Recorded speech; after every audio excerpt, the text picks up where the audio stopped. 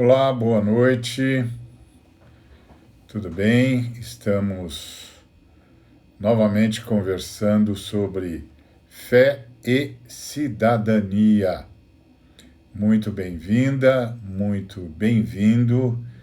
Privilégio muito grande ter você aqui conosco. Eu quero ler com você um texto que todos nós conhecemos, que é o texto que se encontra em Atos dos Apóstolos. Atos dos Apóstolos, e é um texto riquíssimo, texto vivo e que exige de todos nós uma reflexão por todos os tempos. É um texto que vive a desafiar a Igreja de Cristo onde quer que ela se encontre. A ideia básica da nossa conversa, que eu espero levar até o dia 7 de setembro, é fé e cidadania. Fé e cidadania. E nós estamos tentando conversar com você, na verdade, conversando com você, sobre como a cidadania cristã deve se manifestar, portanto, a partir da nossa fé. E isso é extremamente importante, principalmente nesses dias que nós estamos vivendo, em que há pastores convocando a igreja para a insurreição contra os poderes da República, o que na verdade é crime. E eles o fazem pensando estar exercendo cidadania. Aliás, esta é a desculpa que tem sido apresentada, mas isto não é cidadania, isto é apenas e tão somente crime. Crime contra a Constituição, crime contra a democracia, crime contra a República, crime contra Deus. O texto que eu me refiro é Atos, capítulo 2, versos 43 a 47, que diz assim: todos os que criam estavam unidos e tinham tudo em comum. E vendiam suas propriedades e bens e os repartiam por todos, segundo a necessidade de cada um. E, perseverando unânimes todos os dias no templo, e partindo pão em casa, comiam com alegria e singeleza de coração, louvando a Deus e caindo na graça de todo o povo. E cada dia acrescentava-lhes o Senhor os que iam sendo salvos. Muito bem.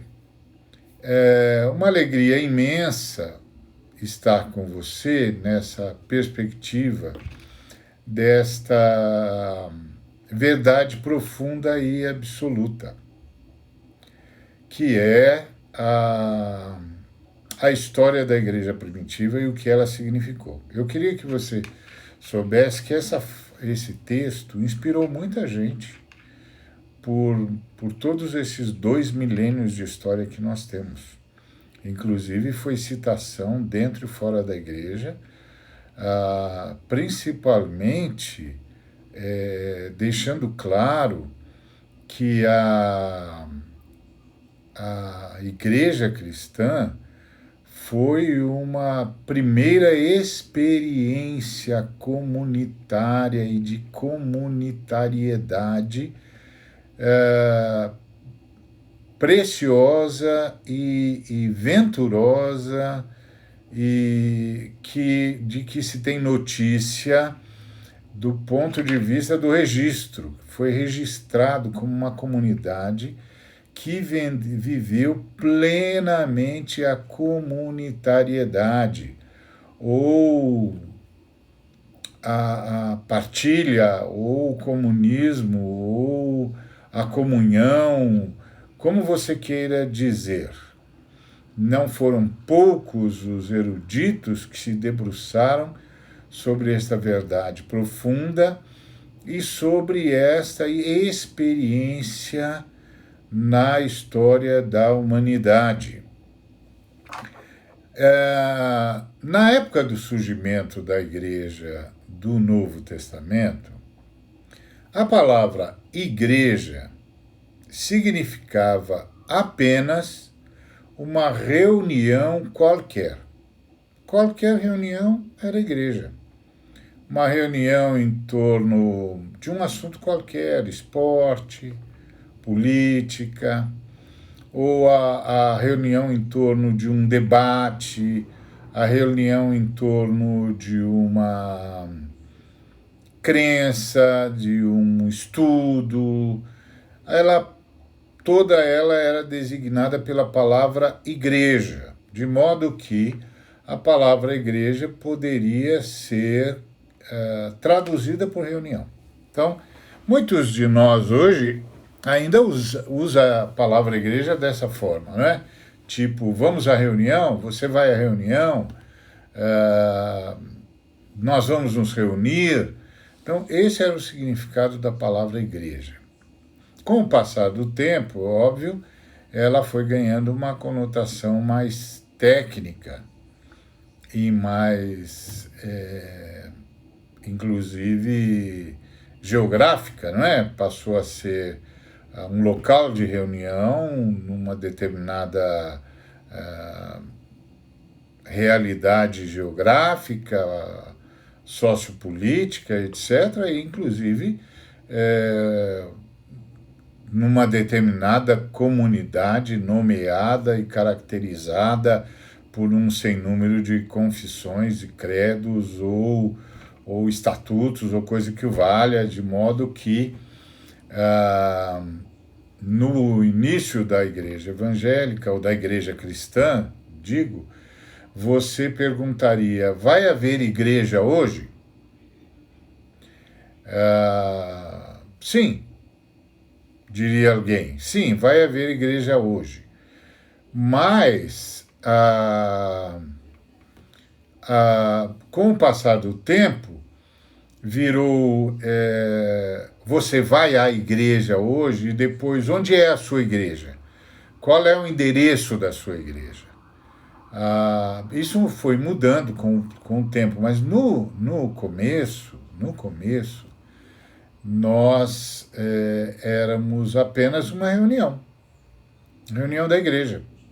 Então as pessoas jamais perguntariam qual é o endereço do seu templo, do local de reunião ou coisa que o valha, como se fosse um lugar fixo e mantido e com uma certa perenidade. Não, as pessoas perguntavam, vai haver igreja hoje? Hoje vai haver igreja. E onde? Aí sim, um endereço. Porque igreja era sinônimo de reunião. Então, o Atos 2, 43 a 47, diz que todos os que criam estavam unidos. Então, viviam em reunião o tempo todo, estavam juntos. E lembre-se, era a reunião daqueles que criam em Cristo. Então, no começo, a palavra igreja significava apenas uma reunião qualquer de um grupo organizado ou não. Assim, a primeira coisa que o texto está informando para a gente é que havia um grupo organizado em torno da sua fé. Todos os que criam estavam unidos. Então havia uma reunião costumeira, diária, que reunia um grupo de pessoas que tinham a mesma fé. E essa fé era a fé em Jesus de Nazaré como o Cristo. Jesus de Nazaré como o Cristo.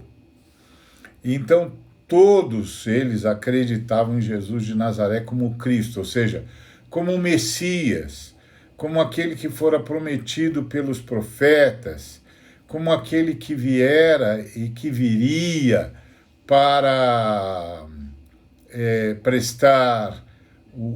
fazer o trabalho de redenção, prestar um serviço à Trindade e fazer um trabalho de redenção, coisa que fez pela sua morte e ressurreição. Sua morte substituiu o primeiro Adão, no que ele mesmo chamou de juízo do mundo, e ele então substituiu o primeiro Adão e venceu a morte, que o primeiro Adão não conseguiria vencer, tornando-se então o último Adão e uma nova matriz para a humanidade.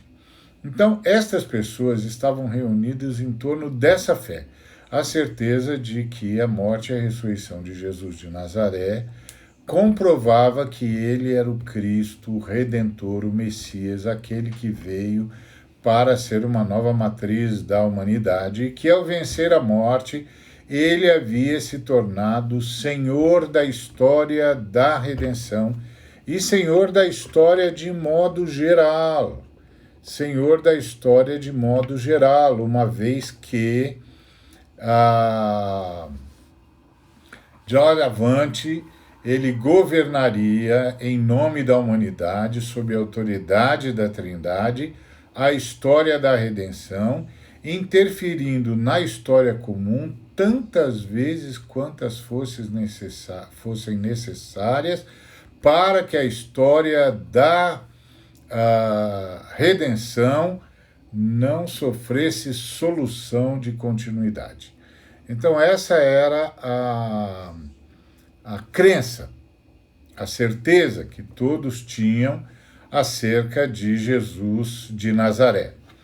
E eles se reuniam, então, diariamente, o tempo todo. Uma reunião em torno da sua fé. Se reuniam para falar de Jesus, para contar a história de Jesus, para aprender mais sobre Jesus, principalmente com aqueles que haviam andado com Jesus durante 3 anos da sua peregrinação entre nós, que eram chamados de apóstolos ou de discípulos, e que contavam não apenas os 12 apóstolos que andaram com Jesus. Lembre-se que o Judas Iscariotes, que traiu Jesus e que se matou, fora substituído por Matias o Justo. Então, 12 pessoas que andaram muito próximas de Jesus, mas um sem número de outras pessoas que andaram muito próximas de Jesus, porque Jesus, na sua ressurreição, apareceu a pelo menos 500 pessoas. Então, todas essas pessoas estavam juntas, de alguma maneira, se reunindo num lugar para falar sobre Jesus ou para ouvir sobre Jesus. Então, segundo o texto, os participantes do grupo do Cristo não tinham mais propriedade pessoal. Por quê? Porque eles tinham tudo em comum. Tudo agora era de todo mundo. Tudo agora era de todo mundo. Ninguém mais era dono de nada. Ninguém mais chamava qualquer coisa de meu. Todos chamavam tudo de nosso. Todos chamavam tudo de nosso. E isso é impressionante. impressionante sob todos os aspectos. Todos chamavam tudo de nosso. E isso era uma verdadeira mudança na história, não é? As pessoas não estavam acostumadas com aquilo, pelo contrário, era um mundo baseado na escravização. As pessoas estavam acostumadas com um montão de gente dividido em dois grupos bastante simples. Um grupo dos senhores de escravizados e outro grupo de escravizados. Ponto.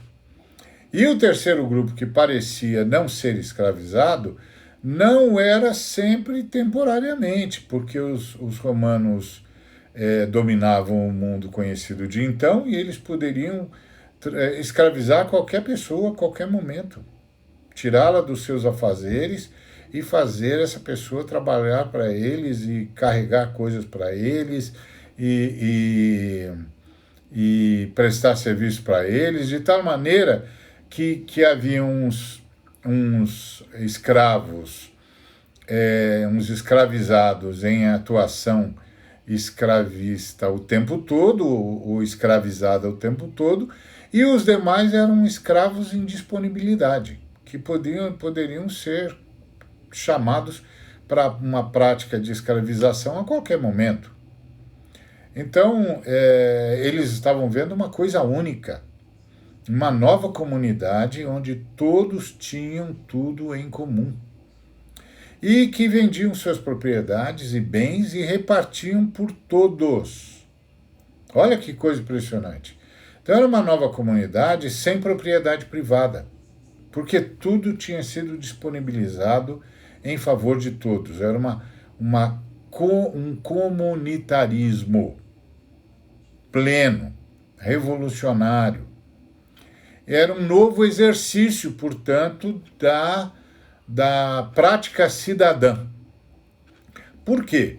Porque agora todos estavam em função do próximo, todos estavam em função do seu irmão, da sua irmã, e mais, todos estavam em função de todos, porque eles caíam na graça do povo. O povo também era beneficiado, ou seja, eles não só se beneficiavam, mas eles beneficiavam a todos. Todos se beneficiavam o tempo todo.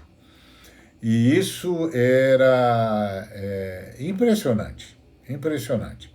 E o texto diz que eles perseveravam unânimes. Mas antes, o texto diz que eles tinham um padrão. Na última vez que conversamos, eu falei desse padrão. O padrão que eles tinham é que tudo era repartido segundo a necessidade de cada um. Isso é muito interessante, porque sempre que se fala em benemerência, sempre que se fala em contribuição, em filantropia, a gente pensa assim que a distribuição, a ajuda, será dada sempre de acordo com a boa vontade do filantropo, com a boa vontade do benemerente. Mas, curiosamente, no caso da comunidade cristã, a ação não era uma ação benemerente nesse sentido de que vamos ajudá-lo no que pudermos. Não, era uma ação baseada num primado do direito estabelecido pela comunidade. Qual foi esse primado? De que se o irmão tem uma necessidade, a gente tem um dever. Então nós vamos cumprir o nosso dever para com o nosso irmão, vamos atendê-lo segundo a sua necessidade. É claro, é possível, obviamente, deduzir que essa necessidade do irmão era averiguada, avaliada, até para que o próprio irmão não fosse traído por uma tentação à ganância, por exemplo, ou uma mal disfarçada tentação à avareza, ou uma mal disfarçada tentação à acumulação, é óbvio. Mas, assim, a necessidade real da pessoa, irmão ou irmão, é que, de fato, dava o tom da ação da igreja. A igreja estabeleceu cada irmão, cada irmã como sujeito de direitos. E isso a igreja estendia para todos. Sim, porque Orígenes, que foi um dos grandes mestres da igreja no século III, ele escreve para Celso, um funcionário do Império Romano que criticou Orígenes, na verdade criticou a igreja, dizendo que a igreja não ajudava o Império Romano. E o Orígenes disse que não era para ajudar mesmo, porque Orígenes, a exemplo de Jesus, era totalmente contra qualquer envolvimento com o Império Romano, mas, disse o Orígenes, nós estamos sempre a serviço de todos. Sempre a serviço de todos. Nós cuidamos dos nossos pobres e cuidamos dos pobres de vocês também. Nós cuidamos de todo mundo.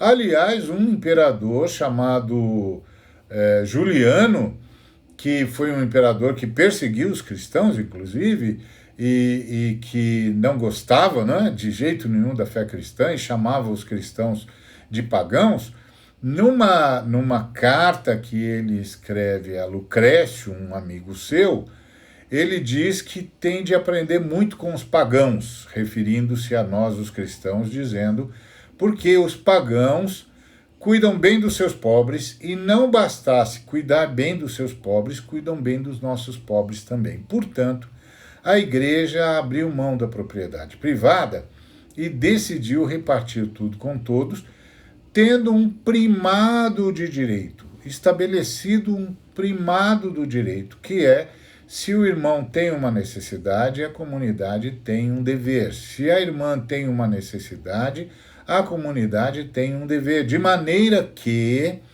a igreja se tornou uma comunidade de serviço ao próximo, entre si e em direção ao próximo, de forma que eles caíam na graça de todo o povo.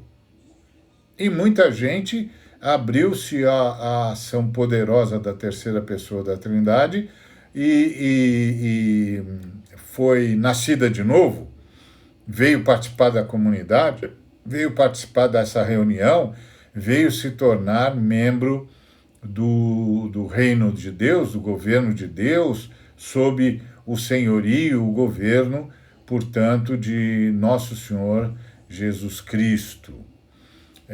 Então, essa comunidade era impressionante. E eles perseveravam unânimes todos os dias no templo, em oração. Era um povo que orava, que clamava, que acreditava naquilo que o apóstolo Tiago nos ensinou, que muito vale, muito pode a oração de um justo por sua eficácia, e não deixava nunca de orar e orar e orar e buscar e buscar e buscar e buscar. E pedindo por todo o povo, pedindo pelos necessitados, pelos angustiados, pelos desesperados, pedindo para que os seres humanos fossem libertos da ignorância espiritual e fossem libertos da opressão e de todo tipo de opressão.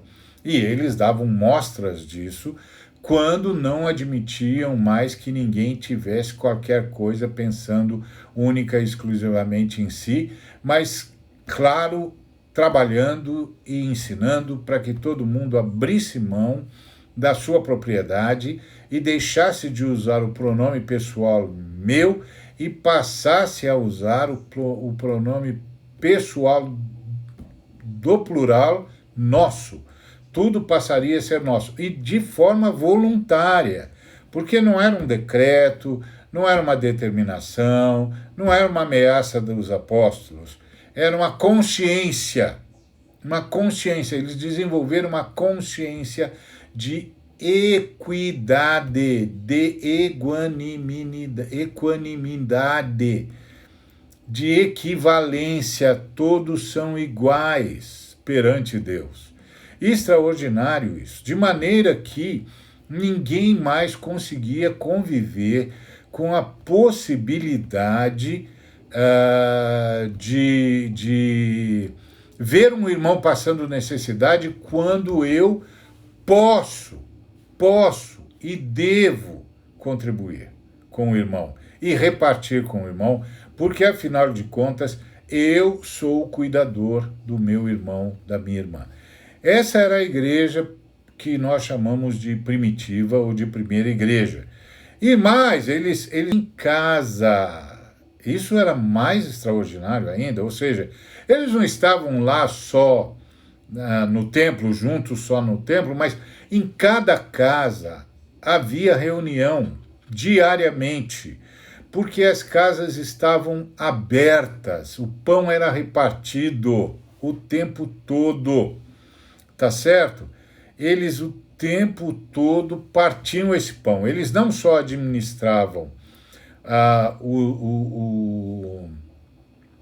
os bens a partir da necessidade de cada irmão e irmã, não apenas se reuniam todos os dias para interceder uns pelos outros e por todos, mas eles se reuniam para partir o pão. Eles eram unânimes nisso, comiam juntos todo dia, estavam nas suas casas, mas não eram mais suas casas. Agora era a casa de todo mundo. Sabe como eles foram solapando o Império Romano? Imagina um senhor romano que possuísse N escravizados e estava mal, e estava doente, e estava agoniado, e estava com um filho doente, coisa semelhante, e já tinha oferecido holocausto para todos os deuses da Pleiade, do panteão romano, e nada acontecia, e um dos seus escravizados se aproxima dele, fala de Jesus de Nazaré e pergunta se pode falar com Jesus de Nazaré por ele. Ele pede, ele já está angustiado, desesperado, e ele pede, por favor, faça isso. E então esse irmão ora por ele, e qual não é a surpresa dele quando o filho dele está curado, quando ele que estava angustiado não está mais, quando ele que não conseguia dormir, dormiu, recuperou sanidades, recuperou paz. E aí ele vai perguntar pro seu escravizado a que Deus que ele orou, e aí esta pessoa diz: ao único, aquele que se manifestou em Cristo Jesus, o Cristo Jesus, foi a ele que eu orei. Cristo Jesus, verdadeiramente Deus, verdadeiramente homem, Senhor da igreja, Senhor da história, que veio para redimir a humanidade. Se o senhor quiser participar da nossa reunião, nós vamos nos reunir hoje à noite. Ele vai para a reunião. Ele vai para a reunião e lá ele ouve sobre Jesus de Nazaré, e a terceira pessoa da Trindade o conduz à fé. E aí ele passa a ter a mesma convicção de que a morte e a ressurreição de Jesus garantiu o novo nascimento, a ressurreição dele, a ressurreição do Espírito, porque ele imediatamente volta a ter comunhão com a Trindade, a certeza de que o seu corpo também ressuscitará, e mais, a terceira pessoa da Trindade segreda ao coração dele que ele agora foi adotado pela Trindade como filho. Ele é filho de Deus. Ele fica maravilhado. Mas outra surpresa que ele tem é que aquela pessoa que ele tinha como escravizado é um dos presbíteros da comunidade que ele agora passou a integrar. E que todos aqueles que ele tinha como seus escravizados, na verdade eram todos irmãos e irmãs, membros da mesma comunidade.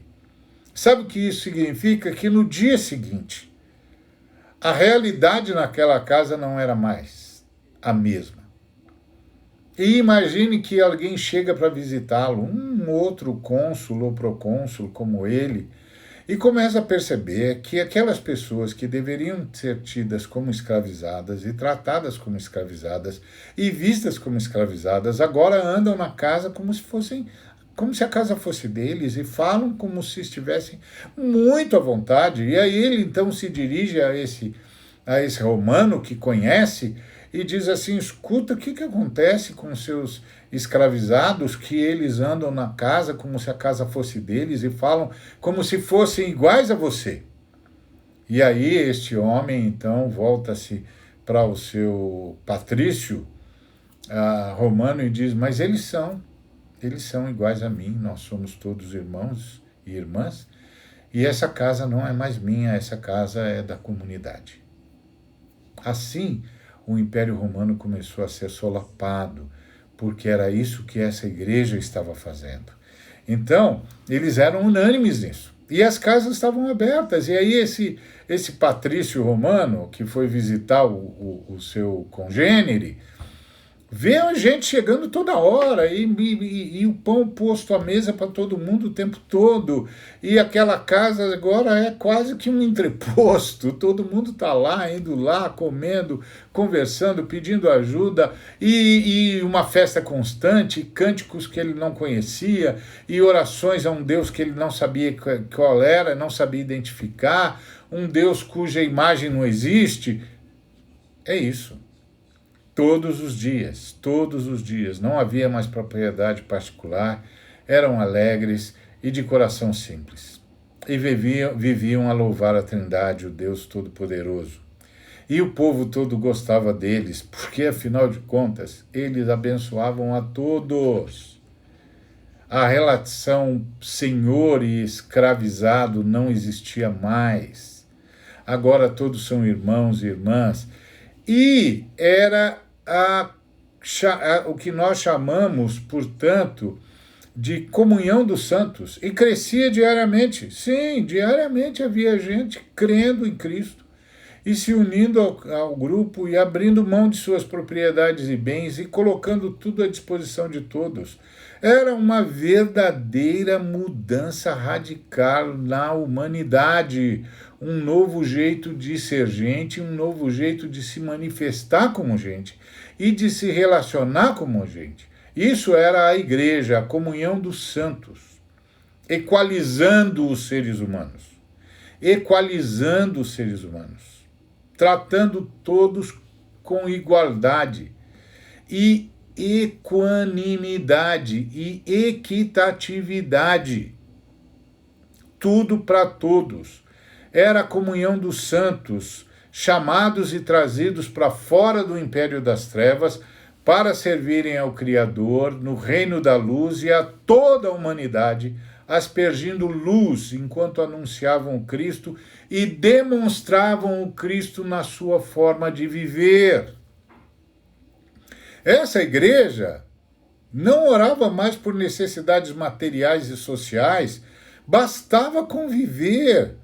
A comunidade se resolvia, todas as necessidades se resolviam e toda a oração agora era oração de gratidão pelo Deus que derramava cada vez mais para cada vez mais gente, para cada vez mais para todos.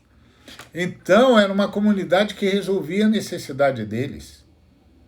Então Deus havia respondido a priori às orações por necessidades materiais e sociais, isso sem contar os milagres de toda sorte, fazendo assim surgir uma comunidade solidária, absolutamente solidária, extraordinário. Portanto, amados e amadas, Deus havia respondido a oração, o pão nosso de cada dia dás-nos hoje. Estava respondido. E estava respondido mesmo diariamente, porque o pão nosso de cada dia dá-nos hoje passa a ideia de que o pão que vem pode vir através de mim, mas vem para todos, de modo que todo aquele que ora o pão nosso de cada dia se oferece para ser a padaria de Deus em favor de todas as pessoas. A comunidade vivia desse jeito. E aí uma consciência tomou conta da igreja, que é, para haver pão nosso, não pode haver pão, bem ou propriedade minha. todos os bens e todas as propriedades têm de ser de todos. Então é pão nosso, é tudo nosso. E é maravilhoso porque mais tarde, essa igreja, elegeu um grupo de pessoas. Na última vez nós falamos sobre isso, que foram chamados de diáconos, de garçons, para cuidar disso. Então, isso significa que diante de qualquer necessidade, bastava procurar os garçons. Já imaginou isso? Bastava procurar os garçons porque a comunidade cuidava de tudo. O princípio do direito estava estabelecido. Se alguém tinha uma necessidade, a comunidade tinha um dever.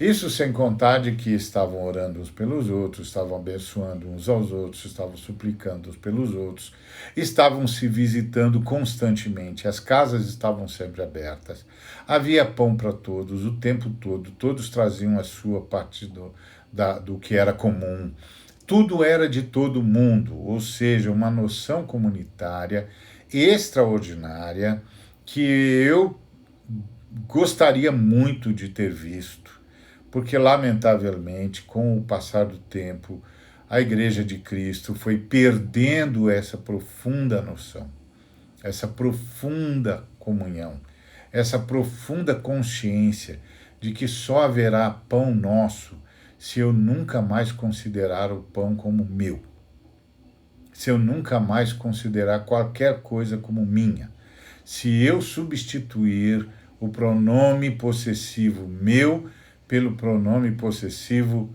nosso.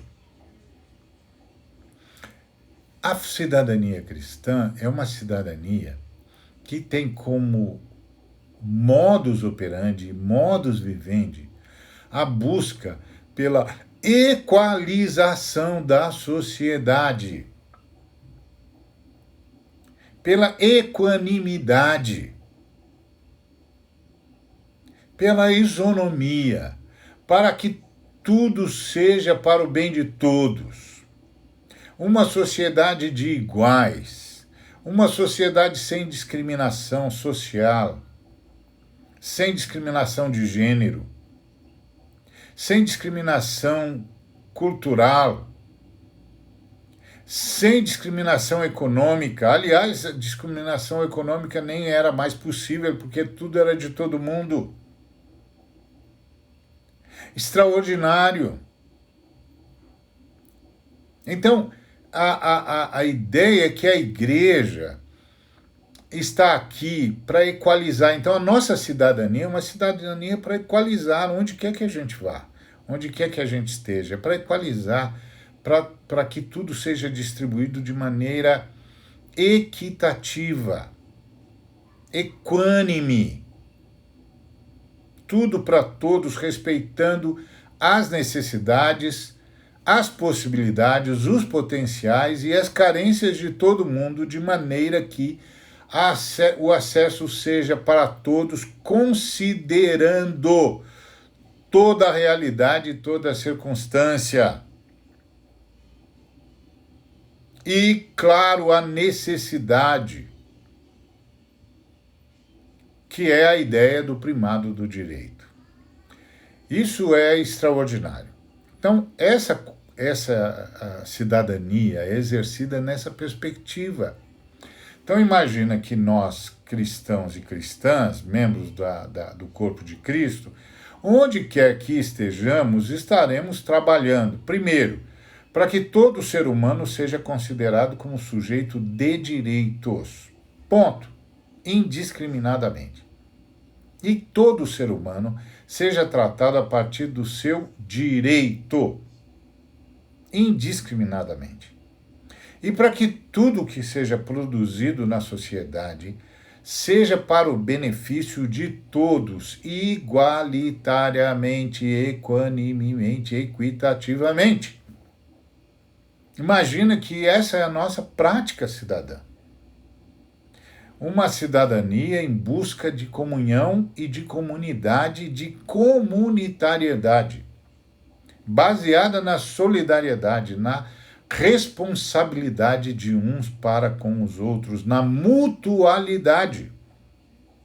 Esse é o princípio da cidadania cristã. Portanto,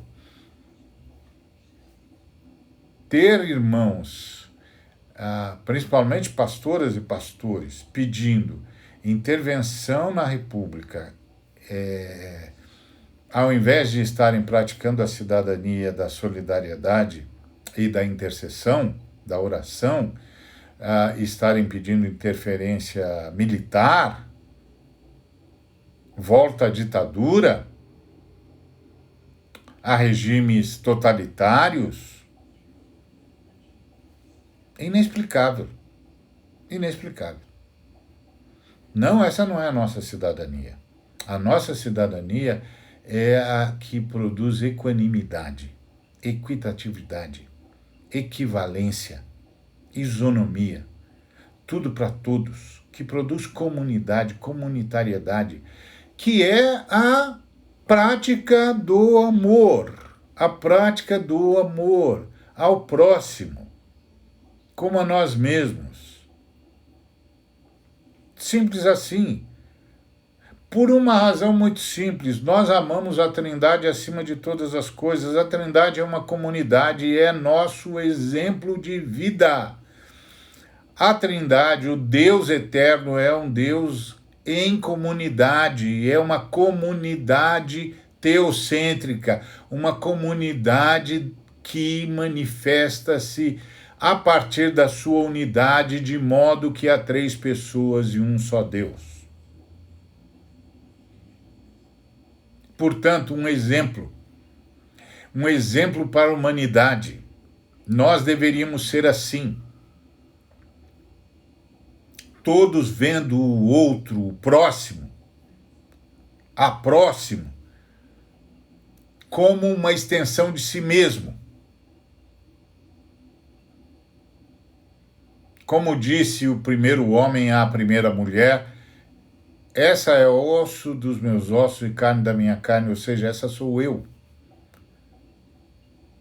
Então a gente tinha de aprender com a Trindade a olhar todos como gostaríamos de ser vistos. Como gostaríamos de ser vistos e como nós nos olhamos a nós mesmos. Isso é a partir da saudabilidade da redenção e do amor próprio, a partir do qual podemos amar todos os demais. Essa é a lógica que está presente aqui. Essa é a beleza que está presente aqui. Isso é o exercício da cidadania, como o Senhor nos admoestou a viver. É uma cidadania que clama por diálogo, por amor, por paz, e que, como nós vimos na última fala nossa, é uma comunidade que é democrática. Sim, porque como nós vimos na última feita, os apóstolos democratizaram a igreja. Tudo era por decisão voluntária, e os diáconos, os garçons foram eleitos, e os presbíteros que supervisionavam a oração e a prática da administração da palavra, substituindo os apóstolos, também eram eleitos. Os apóstolos democratizaram a igreja. E que igreja eles democratizaram? Essa igreja que tinha tudo em comum. Amém? Que Deus nos abençoe, que Deus mostre para a gente o profundo significado da nossa cidadania e que consigamos praticá-la, porque isso só faz bem para a sociedade, e que jamais, em nenhum momento, caiamos na tentação da insurreição contra a democracia, porque a primeira comunidade que experimentou democracia e que de forma registrada, onde cada pessoa valia um voto sem discriminação de etnia ou de gênero foi a comunidade cristã. E mais, uma comunidade que praticou democracia, erradicando os efeitos do racismo. Esta comunidade, de fato, tinha tudo em comum. Que Deus nos abençoe. Essa live vai estar no meu YouTube, Ariovaldo Ramos. YouTube, canal, @Ariovaldo Ramos. Então, seja bem-vinda, seja bem-vindo, está lá à sua disposição. Deus abençoe você.